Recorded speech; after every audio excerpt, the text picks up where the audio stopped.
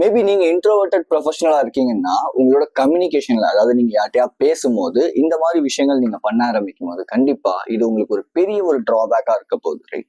So அதுல number 1, never set expectation as an extrovertic behaviour. அதாவது நிறைய பேருக்கு இந்த ஒரு தாட் இருக்கும், நான் இன்ட்ரோவர்ட்டா இருக்கிறதுனாலதான் எல்லாருமே என்னை ஹியூமிலேட் பண்றாங்க, நான் இன்ட்ரோவர்ட்டா இருக்கிறதுனாலதான் எனக்கு வந்து ரெஸ்பெக்டே கிடைக்க மாட்டேங்குது அப்படின்னு சொல்லிட்டு. But not like that.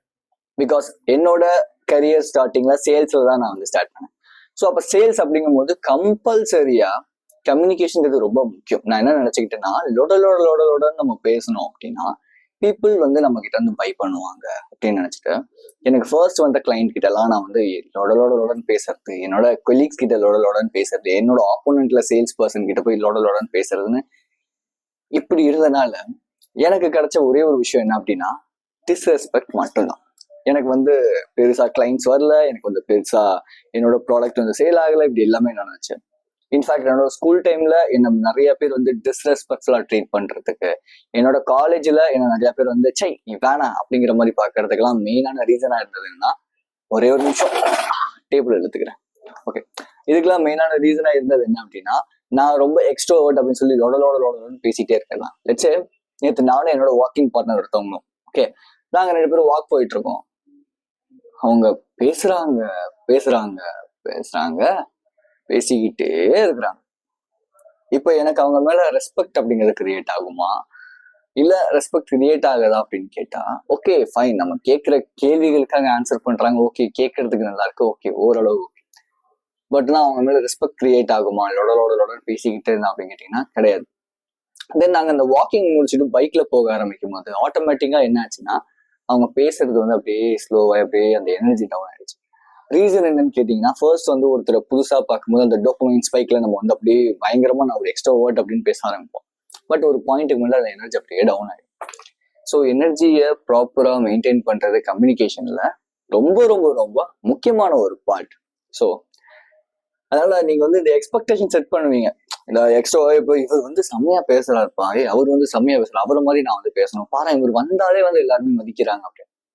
கம்யூனிகேஷன்ல நீங்க யாரு அப்படிங்கிறதா ரொம்ப முக்கியம். Second thing which is inauthentic will be a destroyer. First விஷயத்தோட இது வந்து கனெக்ட் ஆகும். நீங்க எக்ஸ்ட்ரோவர்ட்டா பண்ணணும் அப்படின்னு நினைக்கணும், நீங்க எக்ஸ்ட்ரோவர்ட் மாதிரி மாறணும், நான் வந்து இப்படி சூப்பரா அவங்கள மாதிரி லோட பேசிக்கிட்டே இருக்கணும், என்னை பார்த்தா நிறைய பேர் எப்படி எனக்கு சுத்தி நிறைய பேர் இருக்கணும் அப்படின்னு நினைக்க ஆரம்பிக்கும் போது இன்ஆத்தென்டிசிட்டி அப்படிங்கிறது கிடைக்கும். இன்ஆத்தென்டிசிட்டி அப்படின்னா நானா இல்லாம யாரோ ஒருத்தர் மாதிரி நடந்துக்கிறது.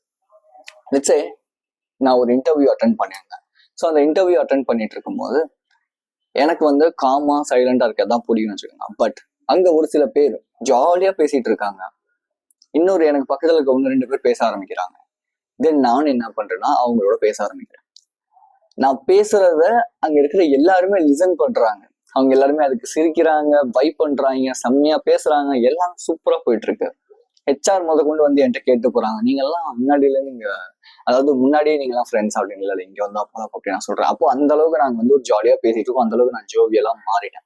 ஃபர்ஸ்ட் ரவுண்ட் அட்டென்ட் பண்றது நான் செலக்ட் ஆயிட்டேன். தென் வந்து ஃபர்ஸ்ட் ரவுண்ட் முடிஞ்சதுக்கு அப்புறம் லஞ்ச் பிரேக் விட்டாங்க. சரி நாங்க போய் லஞ்ச் பிரேக் வந்து லஞ்ச்ல சாப்பிட்டுட்டு இருக்கோம். ஸோ அந்த கும்பல்ல ஒருத்தன் என்னை வந்து வாடா போடான்னு பேச ஆரம்பிக்கிறாரு, இல்ல வா போன்னு பேச ஆரம்பிக்கிறாரு. நான் ஒரு தடவை எக்ஸ்போஸ் பண்றேன், லட்சே இல்ல எனக்கு இந்த மாதிரி பேசாத, செல்ஃப் ரெஸ்பெக்ட் வந்து எனக்கு ரொம்ப முக்கியம், எனக்கு இந்த மாதிரி பேசாத அப்படின்னு சொல்லிட்டு ஃபர்ஸ்ட். அதுக்கப்புறமேட்டு ப்ரோன்னு பேசுறாரு. அப்புறம் திரும்பி வாடா போடாங்கிறாரு. நான் திரும்பியும் சொல்றேன், ஏன் அப்போ உன்னை வாடா போடான்னு கூப்பிட்டா உனக்கு என்ன பிரச்சனை அப்படிங்கிறாரு. எனக்கு பிரச்சனை தான், பேசுறதுன்னா பேசுங்க, இல்லைன்னா பேசாதீங்க அப்படின்னு நான் ஹாஷாவே மூஞ்சில் அடிச்சோம். நான் யார்ட்டும் மூஞ்சில் அடிச்சு பேச மாட்டேன், பட் நான் ஹாஷாவே சொல்லிட்டேன் இதுதான் அப்படின்னு சொல்லிட்டு.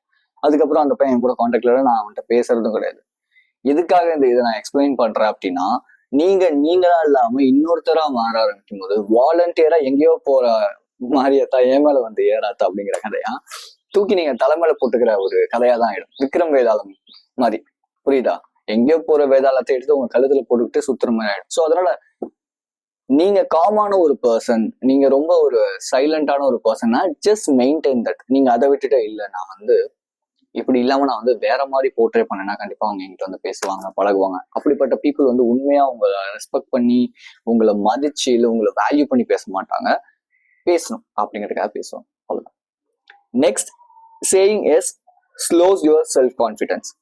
எத்தனை பேரு உங்களால ஒரு விஷயத்த பிடிக்கலன்னு சொல்லியும் பட் பிடிக்கலன்னு சொல்லி நீங்க உங்க மனசுக்குள்ள வச்சிருந்தோம், பட் இருந்தாலும் பரவாயில்ல என்னோட ஃப்ரெண்டு, இல்ல பரவாயில்ல என்னோட கொலீக், இல்ல பரவாயில்ல என்னோட ஃபேமிலின்னு சொல்லி எஸ் சொல்லிக்கிட்டே இருக்கீங்க. லட்ச என்னோட என்னோட என்ன சொல்றது, ஓகே, என்னோட ஒர்க் பிளேஸ்ல நான் வந்து ஒர்க் பண்ணிட்டு இருக்கேன். அப்போ என்கிட்ட என்னோட சீனியர் ஒருத்தர் வந்து, டேய் நீ இந்த ப்ராஜெக்ட் பண்ணும், நீ அந்த ப்ராஜெக்ட் பண்ணணும்னு சொல்லி, நான் அங்க ஜாயின் பண்ணது சிஇஓட அசிஸ்டண்டா.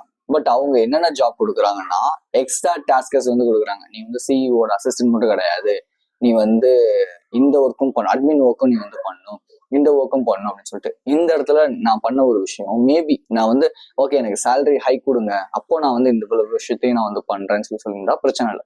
பட் நான் என்ன பண்றேன் அப்படின்னா, பரவாயில்ல ஓகேப்பா எனக்கு கிடைச்சிருச்சு, நான் இப்படியே பரவாயில்ல அவங்க எவ்வளவு ஒர்க் கொடுத்தாலும் நான் வந்து பண்றேன் அப்படின்னு சொல்லிட்டு எனக்கு பிடிக்கலனாலும் அந்த விஷயத்த வந்து எஸ்ன்னு சொல்லி நான் பண்ணிட்டு இருக்கேன். ஒரு பாயிண்ட்டுக்கு மேல என்ன ஆகுது அப்படின்னா, அவங்க வந்து இந்த தண்ணி கேன் போடுறது, இந்த சாப்பாடு வாங்கிட்டு வர்றது அப்படின்னு சொல்லி இந்த மாதிரி வேலைகள் கொடுக்க ஆரம்பிக்கிறாங்க.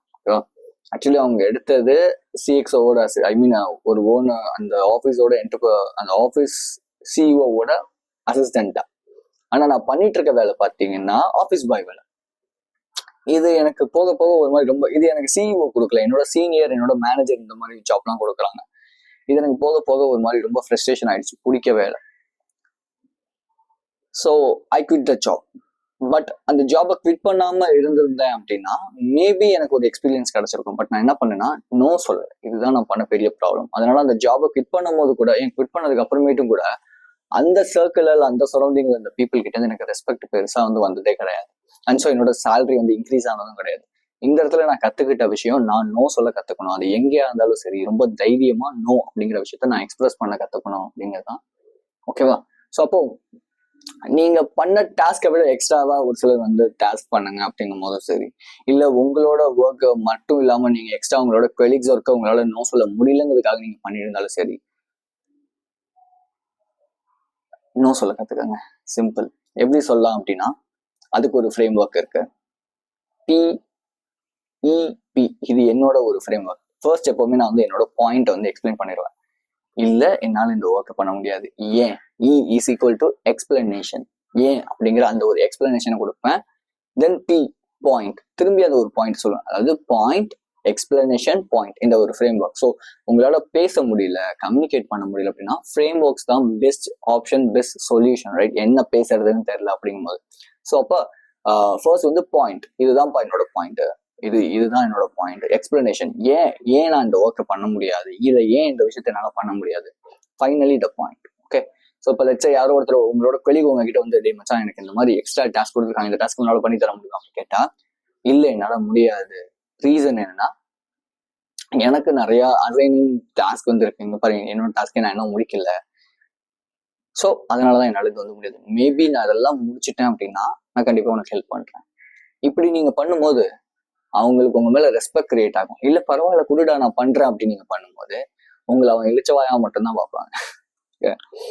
So the next thing which is be a slow runner, not a fast pacer. கம்யூனிகேஷனை பொறுத்தவரை ஸ்லோவா, நிதானமா, தெளிவா பேசணும் அப்படிங்கிறதான் முக்கியம். இப்போ லெட்ஸா இன்னைக்கு நிறைய பேருக்கு அட்டென்ஷன் கிடையாது, நீங்க அவங்க எல்லாத்தையும் விட்டுருங்க. அவங்க எல்லாமே நீங்க எல்லாம் அவங்க கிட்ட போயிட்டு உட்காந்துட்டு ஒரு விஷயத்த ப்ரூவ் பண்ணிட்டு இருக்கணும்னு அவசியம் கிடையாது. பிகாஸ் இன்னைக்கு நிறைய பேர் ஷார்ட்ஸ் இல்ல வந்து நிறைய விஷயங்கள் பண்றதுனால அவங்களோட அட்டென்ஷன் ஸ்பேன்ங்கிறது கம்மியா இருக்கு. ஸோ அதனால நீங்க அவங்க அட்டென்ஷன் எல்லாம் கிராப் பண்ணணும்னு அவசியம் இல்லை. இப்போ லெட்ஸே ஒருத்தர் வந்து ஒரு 10 நிமிஷத்துக்கான வீடியோ உட்காந்து ஓட்டாம பொறுமையா பாக்குறாருன்னா அவருக்கு அட்டென்ஷன் ஸ்பேன்ங்கிறது கம்பல்சரியா இருக்கு. ஸோ அப்போ இந்த மாதிரி ஆடியன்ஸ் தான் நீங்க வந்து பிடிக்கணும், இல்லை இந்த மாதிரியான ஃப்ரெண்ட்ஸ், இல்லை இந்த மாதிரியான கொலீக்ஸ் தான் நீங்க வந்து வச்சுக்கணுமே தவிர டைம் கிடைச்சாலே உட்காந்து ஸ்க்ரால் பண்ணிட்டு அட்டென்ஷன் ஸ்பேனே இல்லாத பீப்புளோட நீங்க பேசுறீங்க பழகுறீங்கன்னா நீங்க பேசுறதா அவங்க கவனிக்க மாட்டாங்க. லெட்ஸே நேத்து என்னோட ஜிம்ல நான் வந்து ஒர்க் அவுட் பண்ணிட்டு இருந்தேன். அப்போ ஒரு 2 பேர் வந்து பேசிட்டு இருந்தேன் அவங்கள்ட்ட, இந்த மாதிரி நீங்க வந்து நல்லா தானே வெயிட் லிஃப்ட் பண்றீங்க, நீங்க வெயிட் லிஃப்டிங் பண்ணலாம், வேற ஏதோ ஒரு விஷயம் நீங்க வந்து பாடி பில்டிங் பண்ணலாம் அப்படின்னு சொல்லிட்டு இருந்தோம். நல்லா தான் பேசிட்டு இருந்தேன். திடீர்னு டக்குன்னு ட்ராக் மாதிரி இன்னொருத்தர் போய் பேச ஆரம்பிச்சிட்டேன். ரீசன் என்னன்னா, என் பேச்சு பிடிக்கலன்னு இல்லை, அவங்களுக்கு அந்த அட்டென்ஷன் ஸ்பேன் இல்லை, அதான் உண்மை. இப்போ லெட்ஸே நீங்க வந்து ஒரு 9 நிமிஷம் ஒரு 10 நிமிஷத்துக்கு என்னோட வீடியோ பாக்குறீங்க அப்படின்னா உங்களுக்கு அட்டென்ஷன் ஸ்பேன் நல்லா இருக்குன்னு அர்த்தம். ஸோ அப்போ இந்த இடத்துல நீங்க பொறுமையா, நிதானமா ஒரு விஷயத்த அழுத்தம் திருத்தமா கன்வே பண்ணும்போது எல்லாருக்குமே புரியும். அதை விட்டுட்டு இல்ல இல்ல இல்ல நான் வந்து கட கட கடன்னு பேசி முடிச்சுட்டு அவ்வளவுதாங்க முடிஞ்சு போச்சுங்க, ஓகே பாய் பாய் டாடா அப்படின்னு நீங்க பண்ணீங்கன்னா நீங்க ரொம்ப ஆன்சியஸா இருக்கீங்க, பதட்டத்துல இருக்கீங்க அப்படிங்கிறது பீப்புளுக்கு வந்து தெரிஞ்சிடும், ரைட்? சோஷியல் ஆன்சைட்டி பத்தி நான் நெக்ஸ்ட் வீடியோ போடுறேன். பட் கம்யூனிகேஷன்ல இது ரொம்ப முக்கியம். எப்பவுமே ரொம்ப ரொம்ப ஸ்லோவாகவும் பேசக்கூடாது, அட் த சேம் டைம் ரொம்ப கடனும் பேசக்கூடாது. It's a medium face, right? இடையில இடையில பாசஸ் கொடுக்கணும், இடையில தான் பேச்சுக்களை அழுத்தணும், திருத்தி பேசணும், இடையில தோண சேஞ்ச் பண்ணணும். பிகாஸ் உங்களோட வாய்ஸ் அப்படிங்கிறது ஒரு சூப்பரான ஒரு மியூசிக்கல் இன்ஸ்ட்ருமெண்ட். இது எப்படி பண்ணலாம் அப்படிங்கிறதையும் நான் ஒரு வீடியோல உங்களுக்கு சொல்றேன். ஃபைனல் திங் விச் இஸ், நீங்க வந்து கம்யூனிகேஷன்ல இந்த ஸ்டெப்ஸ் பண்ணா இதாயிடும், இந்த ஸ்டெப் பண்ணா நான் வந்து இப்படி ஆயிடுவேன் அப்படி ஆயிடுவேங்கிறது எல்லாத்தையும் தூக்கி போட்டுட்டு ஃபர்ஸ்ட் இன்னர்ல இருந்து ஒரு மைண்ட் செட் ஷிஃப்டை கொண்டு வாங்க. ஐ ஆம் அ குட் கம்யூனிகேட்டர். ஒரு இன்ட்ரோவர்ட், நான் அதனால எனக்கு பேச தெரியாது, போய் இந்த உலகம் உங்களை இப்படிதான் போய் சொல்லி ஏமாத்தும். இன்ட்ரோவர்ட்டா இருக்கிறவங்க தான் இன்னைக்கு நிறைய லீடர்ஸா இருக்கிறாங்க. எக்ஸ்ட்ரோவர்ட்டா இருக்கிற யாருமே இன்னைக்கு லீடர்ஸா கிடையாது. ஃபர்ஸ்ட் ஆஃப் ஆல் அதை நல்லா தெளிவா புரிஞ்சுக்கோங்க, ரைட்? சக்சஸ்ஃபுல் பீப்புளா இருக்கிறவங்களும் சரி, இல்ல பெரிய பெரிய இடங்களை சாதிச்சவங்களும் சரி, எல்லாருமே introverts. But they know where to communicate, when to communicate, what to communicate, how to communicate. இந்த 4 விஷயங்களும் அவங்களுக்கு தெரியணும். எங்க, எப்போ, எப்போது, சாரி எங்கே, எப்பொழுது, எப்படி, எதனால், ஏன், இது எல்லாமே அவங்களுக்கு தெரியும். ஸோ அதனால அந்த இடத்துல அவங்களோட ஸ்கில்ல எக்ஸ்ப்ளோர் பண்ணுவாங்க. இப்போ ஒரு பெரிய ஒரு மல்டி மில்லியனர் அவர் வந்து சும்மா எல்லாத்தையும் போயிட்டு உட்காந்து காசிப் பேசிட்டு இருப்பார், அதில் ப்ரெசன்டேஷனுக்காக ரெடி பண்ணி இந்த ப்ரெசன்டேஷன் எப்படி வந்து கம்யூனிகேட் பண்ணணும்னு யோசிச்சுட்டு இருப்பாரான்னு கேட்டா செகண்ட் விஷயம் தான். ப்ரெசன்டேஷனை எப்படி நான் வந்து ப்ராப்பரா சூப்பரா எக்ஸிக்யூட் பண்ண போறேன் அப்படிதான் அவர் யோசிப்பார். ஸோ இந்த ஒரு மைண்ட் செட் ரொம்ப முக்கியம். ஃபர்ஸ்ட் ஆஃப் ஆல் இன்னர்லி சேஞ்ச் பண்ணுங்க. ஓகே, நான் ஒரு good கம்யூனிகேட்டருங்க. Just say the affirmations daily. I'm a good communicator. I'm a good communicator. I'm a good communicator. I like myself. I like myself. I like myself. My life is changing. My life is changing. I am brave. I am brave. I am brave. I'm confident. இந்த மாதிரி உங்களுக்கு தேவையான அஃபர்மேஷன்ஸை daily உங்களுக்குள்ள வந்து morning எந்திரிச்ச உடனே உங்களுக்குள்ள affirm பண்ணிக்கிட்டே இருங்க. உங்களுக்கு டைம் கிடைக்கும் போதெல்லாம் அஃபர்ம் பண்ணிக்கிட்டே இருங்க. இது உங்க லைஃபே சேஞ்ச் பண்ணும். பிகாஸ் இன்ஃபேக்ட் எனக்கு வந்து சோஷியலி நான் ஒரு ஆக்வர்டான ஒரு பர்சன். என்னால் ப்ரெசன்டேஷன்லாம் ஏறி நின்று பண்ண முடியாது. என்னால் இந்த மாதிரிலாம் வீடியோ போஸ்ட் பண்ணிட்டு இருக்க மாட்டேன். என்னால் வந்துட்டு ஒரு கும்பலாக இருந்தால் அங்கே இந்த இடத்துல போய் நான் காய்கறி வாங்குறதுக்கோ பால் வாங்குறதுக்கோ யோசிக்கிற பர்சன் நான். பட் இன்னைக்கு நான் வந்து ஒரு வெளியே போய் நிறைய ஸ்டேஞ்சஸ் கூட கம்யூனிகேட் பண்றேன். இன்டர்வியூஸ்ல பயங்கர கான்ஃபிடென்ட்டா நான் வந்து கம்யூனிகேட் பண்றேன். இங்க நான் வந்து வீடியோஸ் அப்லோட் பண்றேன். இதை நிறைய பேர் பாக்குறாங்க. அப்படிங்கும்போது இதெல்லாம் ஸ்ட்ரெச்சா நான் எதுவுமே எடிட் பண்ணல, கட் பண்ணல, ரைட்? எனக்கு வந்து பெருசா எடிட்டிங்லாம் தேவையே கிடையாது. ஆக்சுவலி ஒரு பீப்புளோட அட்டென்ஷனை கிராப் பண்றதுக்கு என்னோட கம்யூனிகேஷன் மட்டுமே போதுமானது. Just think about it. இந்த அளவுக்கான கான்ஃபிடன்ஸ் எங்கேருந்து கிரியேட் ஆச்சுன்னா, நிறைய தடவை நான் ரிஜெக்ட் ஆயிருக்கேன் கேர்ள்ஸ் கிட்ட, நிறைய தடவை லைஃப்ல ரிஜெக்ட் ஆயிருக்கேன், ஃபெயில் ஆயிருக்கேன், நிறைய தப்புகள் பண்ணியிருக்கேன். எல்லாத்துல இருந்து கத்துட்டு தான் நான் வந்து வெளியே வந்திருக்கேன். நான் தப்பே பண்ணல, நான் ஒரு உத்தமன்னா நான் சொல்லவே மாட்டேன். ஸோ தப்பு பண்ணுங்க, கத்துக்கங்க. பிரைன் ட்ரேசி சொன்ன ஒரு விஷயம் என்ன தெரியுமா? சேல்ஸ்லயும் சரி, கம்யூனிகேஷன்லயும் சரி, ரிஜெக்ட் ஆக பயப்படுறதுனாலதான் கிளைண்ட்ஸையோ இல்லை நல்ல ப்ராப்பர் குவாலிட்டியான பீப்புளையோ உங்களால் அட்ராக்ட் பண்ண முடியாது. So this is the main thing. Reject ஆகிறதுக்கு நிறைய பழகிக்குங்க. அந்த ரிஜெக்ஷன் தான் லைஃப்ல உங்களுக்கு நெக்ஸ்ட் லெவலுக்கு கொண்டு போய் விடும். புரியுதா? சரி, இப்போ ஒரு கிளைண்ட் வராங்க, ஒரு கிளைண்ட் வந்துட்டு ஓகே நான் உங்களோட கோச்சிங் எடுத்துக்கிறாங்க, திடீர்னு அவங்க என்னோட கோச்சிங் எடுத்துக்கல, அதை பத்தி எதுவுமே பேசலைன்னா நான் அதை பத்தி யோசிக்கணுமா, ஐயோ ரிஜெக்ட் பண்ணிட்டாங்கன்னு யோசிக்கணுமா, இல்லை நெக்ஸ்ட் என்னோட ஒர்க் பார்த்துட்டு போயிட்டே இருக்கணுமான்னு கேட்டா நெக்ஸ்ட் என்னோட ஒர்க் பார்க்கணும். அவங்க ரிஜெக்ட் பண்ணிட்டாங்க, இல்லை அவங்க வேண்டான்னு சொல்லிட்டாங்கிறதுக்காக என்னோட வேல்யூ கம்மியாகுதுங்கிறது கிடையாது. ஓகே, எப்பவுமே அடுத்தவங்களை சார்ந்து நம்மளோட வேல்யூ டிபெண்ட் ஆகக்கூடாது. So just have this mind set shift. So if you need my coaching, இது வந்து சும்மா கம்யூனிகேஷன் கிடையாது, இட்ஸ் அன் அசர்ட்டிவ் கம்யூனிகேஷன். இது யாருமே உங்களுக்கு சொல்ல மாட்டாங்க. எப்படி ஃப்ரேம் ஒர்க்ஸ் வந்து சடனா பேசுறதுக்கான ஃப்ரேம் ஒர்க்ஸ் நான் சொல்லி தருவேன்.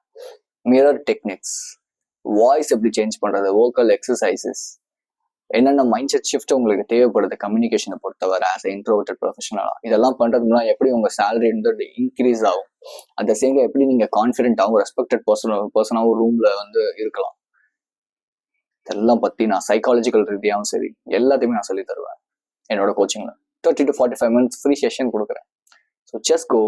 உங்களோட கம்யூனிகேஷன்ல உங்களோட சேலரியை நீங்க எல்லாத்துலயுமே ஒரு சூப்பரான ஒரு பர்சனா இருக்கணும். இந்த கம்யூனிகேஷனை பொறுத்தவரை நான் ஒரு லீடரா இருக்கணும்னு நினைக்கிறீங்கன்னா கம்யூனிகேஷன் அந்த கம்யூனிகேஷன் இம்ப்ரூவ் பண்ணணும். அப்படின்னா வெறும் சும்மா நார்மலா ஒரு பேசிக்கா ஓகே எப்படி பேசுங்க அப்படி பேசுங்கிறத விட அதுக்குன்னு ஒரு சில ஃப்ரேம் ஒர்க்ஸ் இருக்கு, அதுக்குன்னு ஒரு சில செட் ஆஃப் திங்ஸ் இருக்கு, ஸ்டெப்ஸ் இருக்கு, பேசிக்ஸ் இருக்கு. அது எல்லாமே நான் உங்களுக்கு சொல்லி தரேன். ஸோ லிங்க் கீழே இருக்கு. 30 to 45 minutes free consultation schedule பண்ணிக்கோங்க. So I will see you in this video. Be strong, stay positive.